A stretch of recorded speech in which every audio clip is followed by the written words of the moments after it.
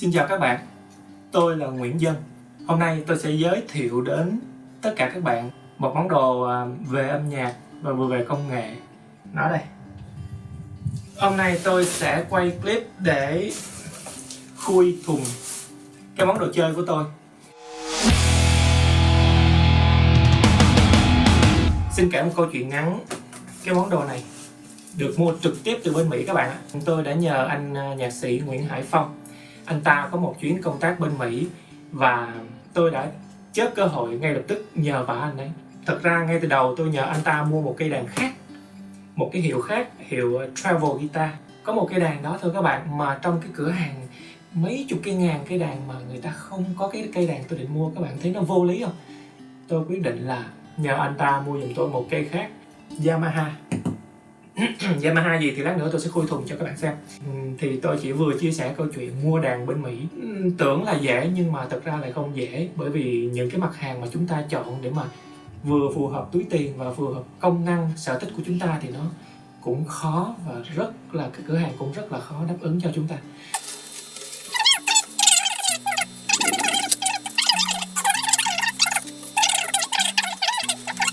Hôm nay thì rảnh được một chút, sẽ quay clip này khui đàn và nói chuyện về cái đàn, đồng thời test đàn cho chúng ta nghe để coi cái chất lượng của nó tới đâu. Khi mà anh ấy tìm ra được cây này á, thì cửa hàng á, có bao nhiêu ngàn cây mà cái loại này tôi mua chỉ còn đúng 2 cây. Các bạn thấy dã man không? Cái gì mà mình muốn mua cho bằng được, nó hợp với tiền của mình sẽ khó khăn, nó trắc trở, nó nghiệt ngã gì đó.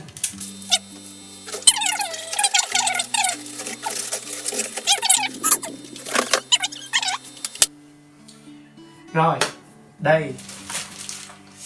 Trời ơi, nó dính bụi mà nhìn bụi mà nó sướng phê. Đàn mới mà. Đó. Các bạn có nhận ra được điều gì không? Vừa khui ra liền các bạn nhận ra liền đúng không? Rất nhỏ gọn. Các bạn đã hiểu được tại sao tôi thích cây này và muốn mua cái này chưa? Thiệt sự tôi không có một cái cây mandolin ở đây để mà so sánh, nhưng mà tôi nghĩ chắc nó chỉ lớn hơn cây mandolin một tí thôi. Cái mandolin thì nó nhỏ hơn một xíu ở đây. Mà đây là guitar thùng nhá. Nó nhỏ gọn nhưng mà lúc đánh thì nó sẽ như thế nào? Khui thùng đi rồi sẽ biết. Công bố luôn, giá cây này là 200 đô. Vâng, 200 đô nhé các bạn. Lát nữa chúng ta sẽ nhận được gì từ 200 đô này? Các bạn thấy chưa? Các bạn thấy nó nhỏ chưa? Nó nhỏ xíu chưa? Rồi. Chưa? Mở cái này ra trước, coi trong đây có cái gì. À, 2 cục pin. Đàn này xài 2 cục pin tiểu, cục pin 2A đó, double A á.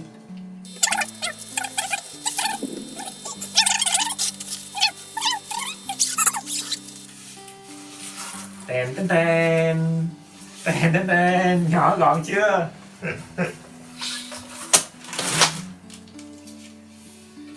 Các bạn thấy nhỏ gọn chưa? Rồi.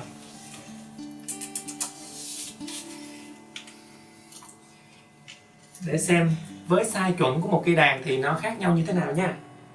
Hãy xem đây. Đó, các bạn so sánh đi. Khác nhau nhiều không? Đây, khác nhau nhiều không? Nhưng mà về cần đàn thì sao? Đây. Cần đàn đó nhé các bạn, tôi so ở ngay cái phần giáp thùng á thì nó sẽ ngắn hơn một ô nhé các bạn. Ngắn hơn một cái phím đó, bởi vì nó sẽ rút ngắn lại cái đàn để cho chúng ta lợi về mặt tiết diện cũng như lợi về mặt chiều dài. Rất dễ mang vác và hoàn toàn mang lên được máy bay nhé các bạn. Đó chính là cái điều tôi muốn nhấn mạnh đó.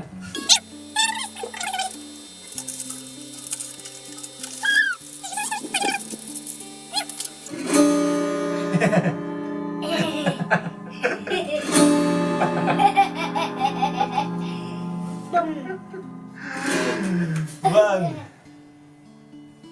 Tôi sẽ xem cái tiết diện của cây cần nó có bự bằng cái tiết diện này không nhé các bạn. Vâng thưa các bạn, tiết diện của cần đàn hoàn toàn bằng với cây Taylor tôi đang sử dụng các bạn như này. Đó. Cây Taylor tiết diện của cái cần đàn không hề to hơn nha. Đó. Nên tôi có thể tự tin rằng khi mà tôi cầm nắm, cầm thế trên cây đàn này để tôi đánh thì cảm giác thoải mái không thua gì cây đàn Taylor này. Đó chính là vấn đề đó. Pick up.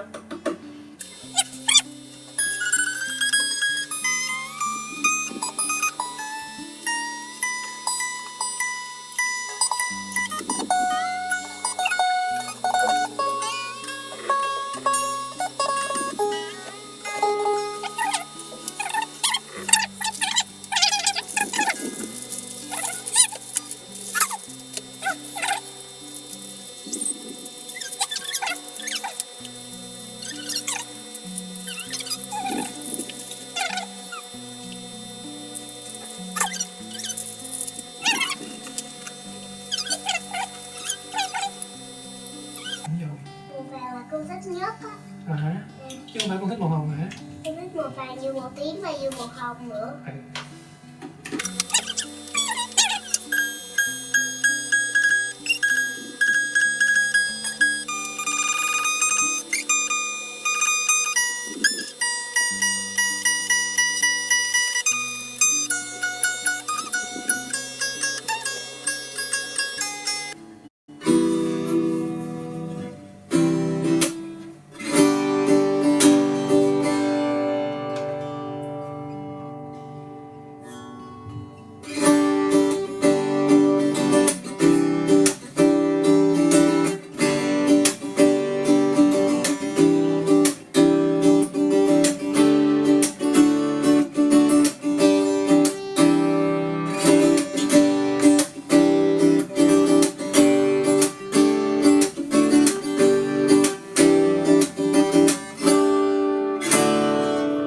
Test thử sơ sơ bằng loa điện thoại cho các bạn nghe thử thôi, và điện thoại đang đặt ở rất xa nên chắc các bạn nghe cũng không ra gì đâu. Cái thùng nhỏ mà cái tiếng một của nó đáp ứng vô cái chuyện gì? Cái chuyện để chúng ta có thể tập và chúng ta có thể nghe được để mà đánh khi đi chơi, đi dã ngoại, chúng ta nghe được tiếng sơ sơ vậy là tốt lắm rồi. Chứ một cái thùng nhỏ như vậy về mặt vật lý thì làm sao mà có thể hay được, đúng không? Đó là chuyện đương nhiên và chúng ta phải hiểu được cái điều đó trước khi quyết định mua. Rất nhỏ gọn, rất ưng các bạn ạ, nhỏ xíu luôn. Rồi rồi bây giờ tôi sẽ nói về cái vấn đề ý nghĩa của cái đàn này đối với tôi. Thứ nhất, con gái ơi, con có thể ngồi lên giường được không? Rồi, ngồi lên giường nha, bà nói tiếp nha.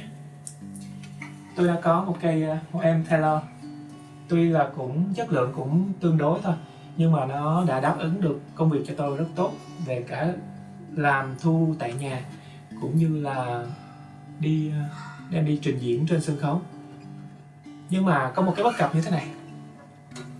Khi mà tôi quyết định nhận lời mời trình diễn trên sân khấu ở một cái chương trình bất kỳ nào đó, thì cái đầu tiên trong đầu tôi nó xuất hiện đó là cái gì các bạn biết không? Đó là cái sự nản, làm biếng, khó khăn. Mà nản làm biếng khó khăn ở cái chuyện gì?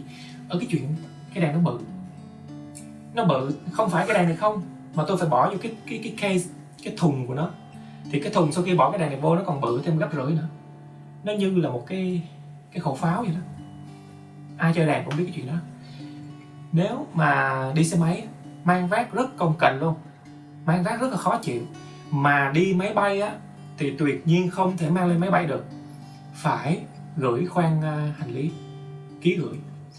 Khi gửi khoang hành lý ký gửi thì các bạn hiểu rồi, hên xui. Cũng may là cái thùng nó cũng chắc, ở trong nó nệm mút êm, nên tôi chưa phải chứng kiến một cái bi kịch nào về cong cần hay lũng đàn cả, cũng còn tốt.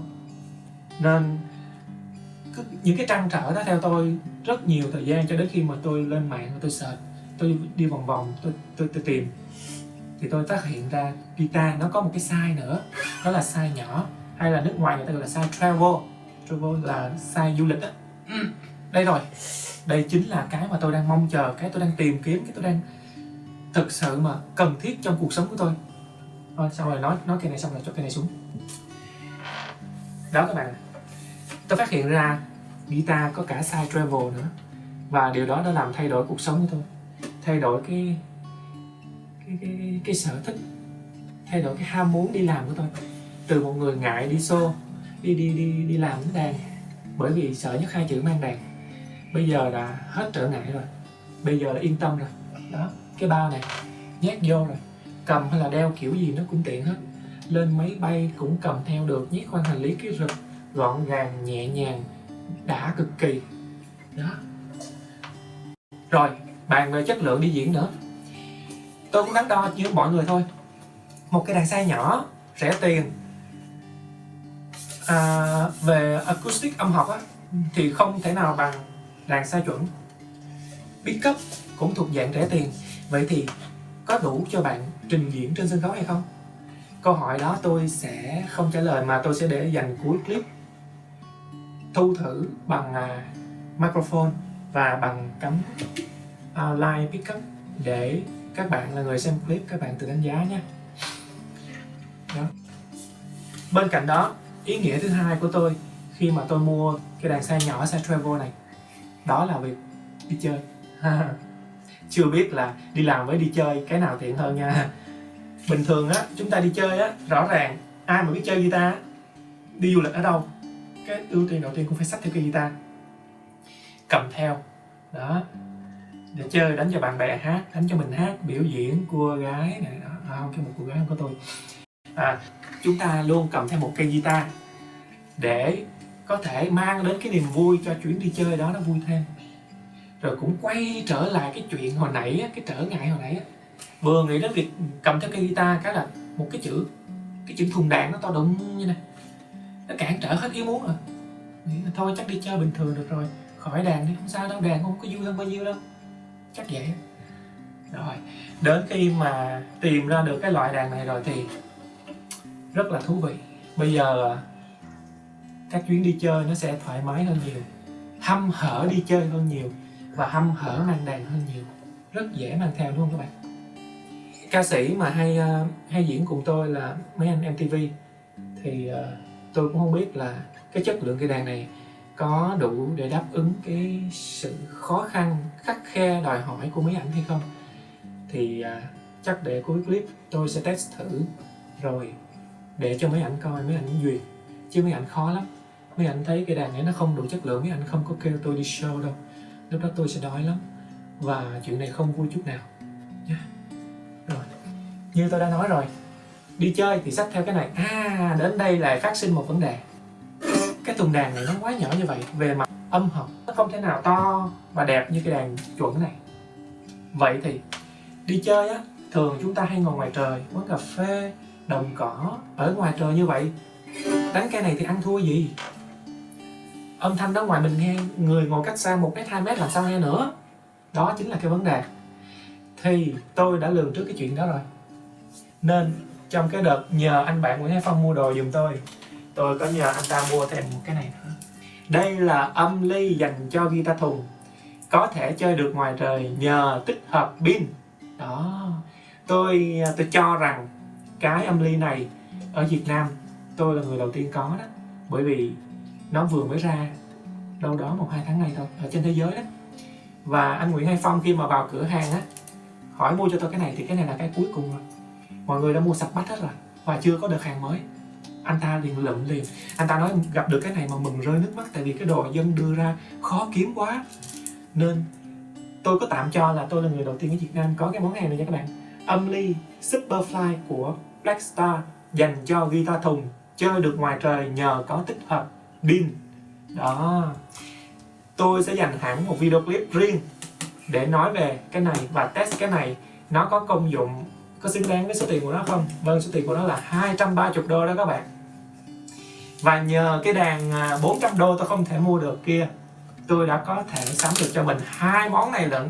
Gần 500 đô tôi đã có 2 món đồ chơi rất là ưng ý. Nói là đồ chơi thôi nhưng rõ ràng như tôi đã phân tích với các bạn, đây cũng là hoàn toàn áp dụng vào công việc của tôi được. Chưa, bây giờ con muốn làm gì? Con muốn ở đây hả? Con muốn xuống dưới không? Việc nó đây coi tiếp nha. Những người nào chơi đàn như tôi sẽ hiểu được cái tầm quan trọng của cái việc guitar thùng mà nó phát ra được cái tiếng lớn ở ngoài trời. một cách cơ động thì nó hay và nó đem lại cái niềm phấn khích lớn như thế nào. Yamaha APXT2 200 đô. Chắc chắn là các bạn cũng đang muốn nghe coi cái đàn này, cái tính ứng dụng của nó cái cao không. Nếu mà sau khi mà test xong á mà chất lượng của nó dưới 5 điểm á, thì coi như là xác định là chỉ còn thể dùng để đi chơi thôi, chứ không có biểu diễn được trên sân khấu nữa bạn.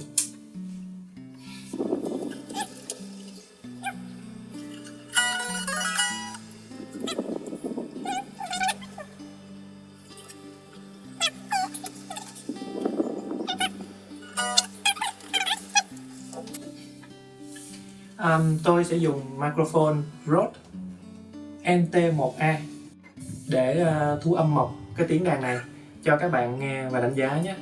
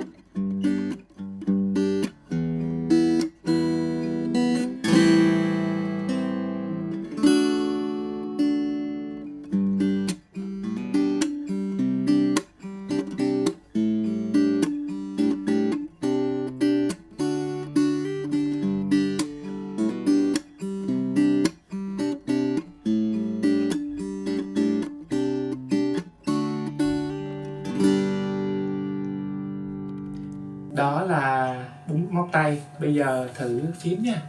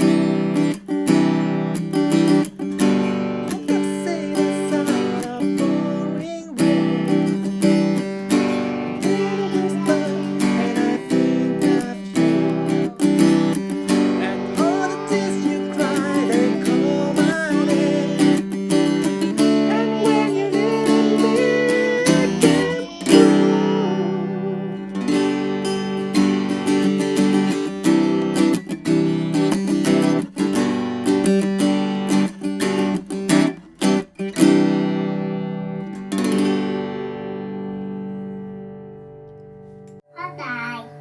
Hết bài.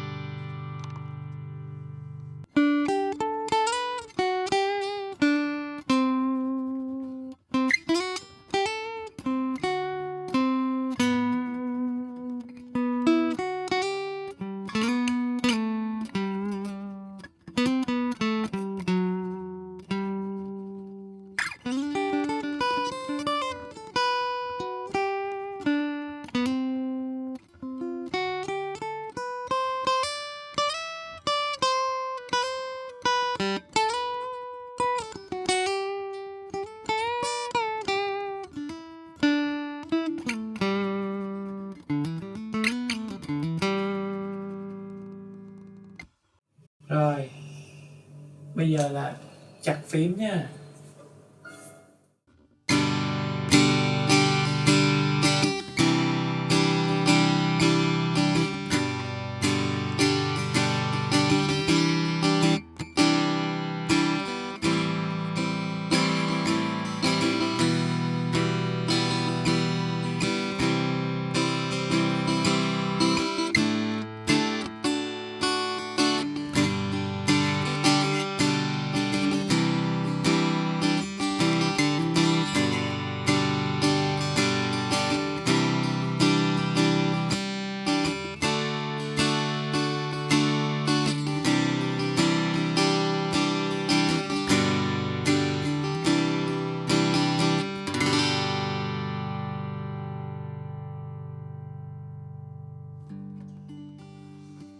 Các bạn vừa nghe xong rồi đó. Các bạn thử đưa ra đánh giá xem với chất lượng như vậy thì chúng ta có đem đi trình diễn sân khấu được không? Có làm phòng thu được hay không? Còn chuyện đi chơi thì chúng ta không cần thiết rồi đó. Đi chơi thì chất lượng nào cũng chơi được, đúng không? Hôm nay review cây đàn Yamaha APXT2 đến đây là tạm ổn. Đối với các bạn thì tùy các bạn nhận xét xem cái đàn này nó có ổn không nhé. Riêng tôi thì với 200 đô bỏ ra, tôi nghĩ là nó rất là đáng giá đấy. Khi đi chơi xa mà có mang theo máy móc, mang theo laptop mà khách hàng cần chữa cháy thu đàn guitar thùng, tôi vẫn có thể đáp ứng được. Rất tiện lợi đấy.